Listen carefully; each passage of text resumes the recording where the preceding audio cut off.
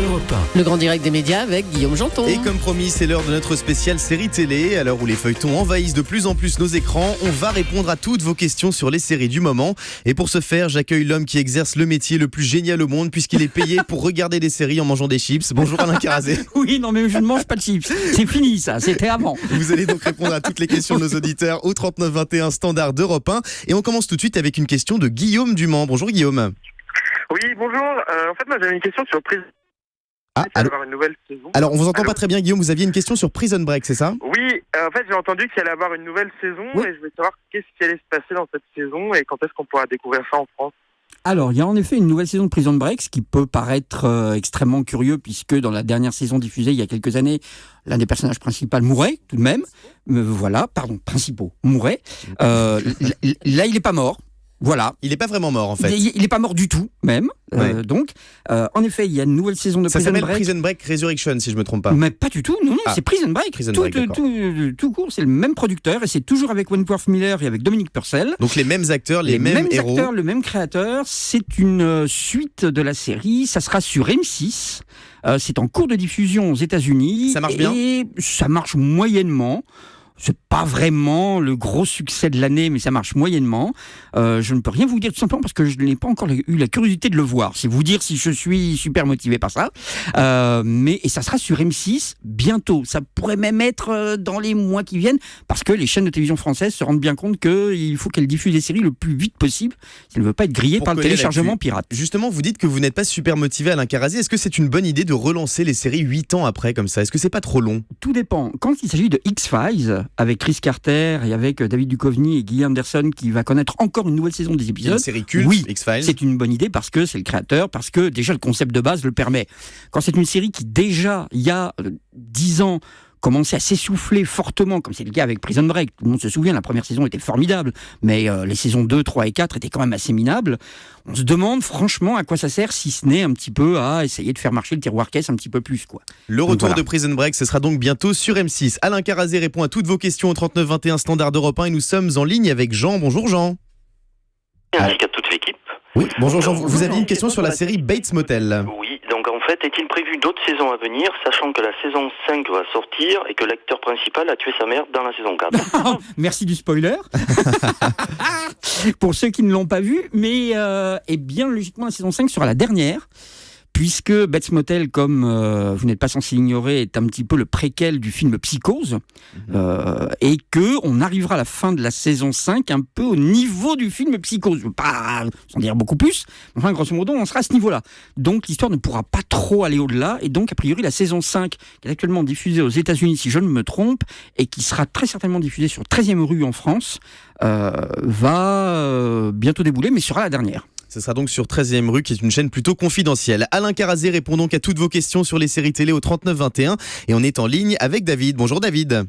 Oui, bonjour Guillaume, bonjour. Moi j'avais une question. TF1 va lancer une série L'Arme Fatale, et je voulais savoir si ça avait un lien avec le film. Alors c'est plus qu'un lien, c'est carrément le remake du film. C'est une grosse tendance en ce moment, que ça soit Monde Ouest ou Westworld ou plein de choses, Fargo, etc. Voilà, et MASH même, il y a quand même quelques dizaines d'années. L'Arme Fatale, c'est donc une déclinaison du film culte qu'on connaît tous, avec Mel Gibson. C'est une déclinaison du film avec Mel Gibson et Danny Glover, et à la grande surprise, c'est pas mal. Ça vaut le coup ? Vous allez voir, demain, c'est très sympathique. C'est un très beau pari pour TF1. C'est l'exemple même d'une adaptation réussie. Le charisme des deux personnages est évident, ça fonctionne bien, c'est à la fois donc ce flic dépressif parce qu'il a perdu sa femme et qui est prêt à tout, à prendre tous les risques et qui doit faire équipe avec cet autre flic qui lui est juste à côté de la retraite et qui veut surtout prendre aucun risque. C'est plutôt sympa, l'action est bien menée et surtout les deux personnages fonctionnent bien ensemble. Les acteurs font oublier Mel Gibson et Danny Glover. Ils ne nous font pas regretter leurs prédécesseurs. Non, pas du tout. Alors que par contre, si vous restez sur TF1 le soir même, vous allez avoir l'exemple d'une adaptation cinématographique ratée, à savoir Rush Hour, qui est adapté du film aussi avec Chris Tucker et Jackie Chan. Et là, par contre, c'est complètement l'opposé. C'est encore un buddy movie, à savoir deux flics qui sont ensemble. Et là, c'est complètement raté, à savoir que l'adaptation de télé, les personnages n'ont aucun charisme, il n'y a pas d'action, ça piétine. D'ailleurs, ça a été annulé aux États-Unis, alors que L'Arme Fatale est reconduite pour une saison 2. Tout de suite, une autre question d'auditeur au 39 21. On est en ligne avec Colette. Bonjour Colette, vous voulez nous parler de section de recherche ?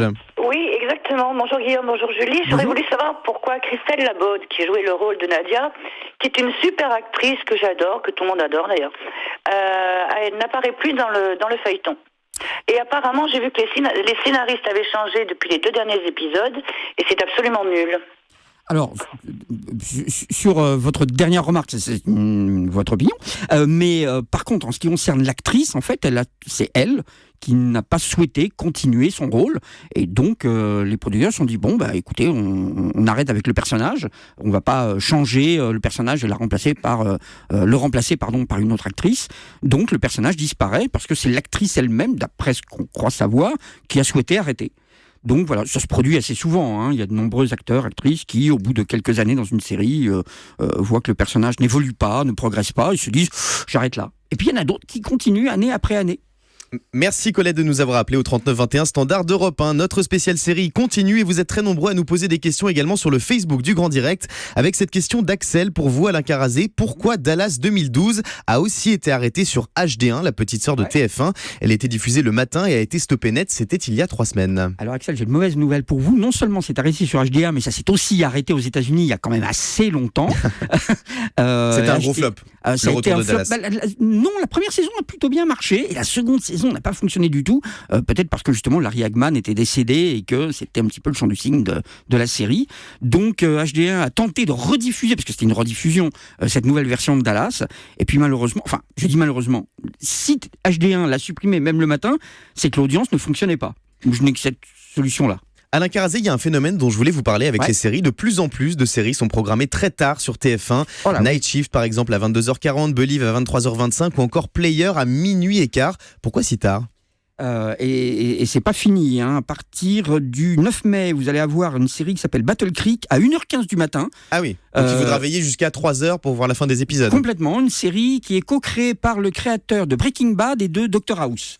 Donc vous voyez, c'est pas rien. Ce qui est plutôt gage de qualité. Et le 17 mai aussi à 0h30 du matin, la nouvelle série de Jason Priestley. Pourquoi les chaînes font ça ? TF1, c'est incompréhensible. TF1 a plusieurs déclinaisons, MT1, TMC, et ces séries-là auraient parfaitement leur place à des horaires beaucoup plus convenables sur ces chaînes-là. Eh ben non, TF1 préfère le diffuser à minuit, 1h du matin, 2h du matin. On a le sentiment que la chaîne veut s'en débarrasser de ces séries. Mais ce sont des bonnes séries en plus, c'est pas mal du tout. La série de Jason Priestley qui s'appelle Private Eye, c'est très sympathique. C'est pas la série qui va révolutionner le monde des séries, le monde de la télévision, mais c'est très sympathique. Et ça ne mérite pas les 0h30 ou 1h du matin. Et ça mériterait plutôt NT1, TMC ou HD1 ou des choses comme ça. Eh ben non, c'est 0h30. C'est incompréhensible. Le Grand Direct des médias spécial série télé jusqu'à 10h sur Europe 1. Une question de Marie au 3921. Bonjour Marie. Bonjour. Vous avez une question sur Alice Nevers, la série de TF1. On vous écoute. Tout à fait. Moi, je suis une grande fan de cette série et ça fait 2 fois que TF1 déprogramme la fin de la saison 13. Je voulais savoir pourquoi. Est-ce que TF1 ne croit pas en cette série Alors TF1 avait déjà déprogrammé la fin de la saison, c'était pour l'Euro 2016. C'est vrai que cette série, on a la sensation qu'elle est maudite. On ne verra jamais la fin d'Alice Nevers. Non, je pense que ça marche bien sur TF1 et je serais surpris que TF1 ne diffuse pas, surtout que c'est une série fraîche, comme on dit, c'est une production TF1, c'est pas une acquisition.